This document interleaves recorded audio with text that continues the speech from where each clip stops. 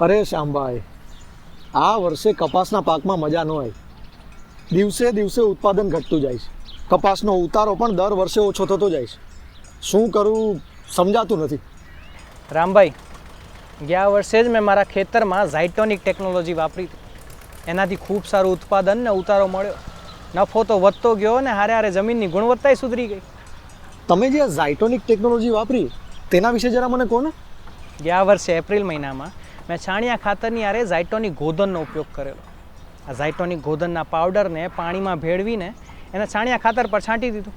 ને પછી તમે જુઓ તો 1 મહિનામાં જ એકદમ પૂર્ણ પાચિત ભરભરું ને જૈવિક શક્તિથી ભરપૂર એવું વર્મી કમ્પોસ્ટ જેવું છાણિયા ખાતરનું ખાત તૈયાર થઈ ગયેલું. 1 ટ્રોલી ખાતરમાં ઝાયટોનિક મિની કીટ ભેળવીને 2 વીઘા જમીનમાં પાથરી દીધું.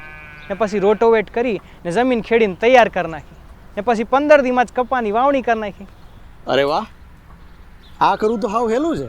પણ મને એ તો કહો કે આનાથી તમારા ખેતરમાં કેટલો ફાયદો થયો અને આ કંપની કઈ છે? આ વડોદરાની ઝાયડેક્સ કંપની છે. આ ઝાયટોનિક ગોધન તમે વાપરો તો 1 થી 2 મહિનામાં જ તમારા બિનઉપચારિત છાણિયા ખાતરનું જૈવિક પાચન કરીને ઉપયોગી ખાતર બનાવે છે. અને આ ઝાયટોનિક મિની કીટનું જૈવિક ખાતર એ ખેતીની જમીનને પોચી અને ભરભરી બનાવે છે. જમીનની ભેજ સંગ્રહ શક્તિ વધારે, આ જમીનની બાયોલોજી સક્રિય કરે.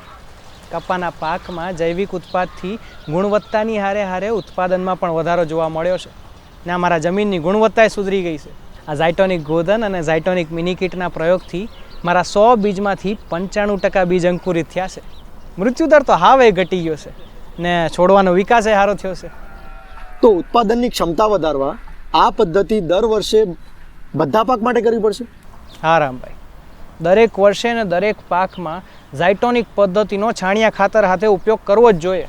અરે એનાથી તમારા જમીનની ઉર્વરા શક્તિ વધશે, પાક લેવાની ક્ષમતા ને પાકનો ઉતારો વર્ષે ને વર્ષે વધશે.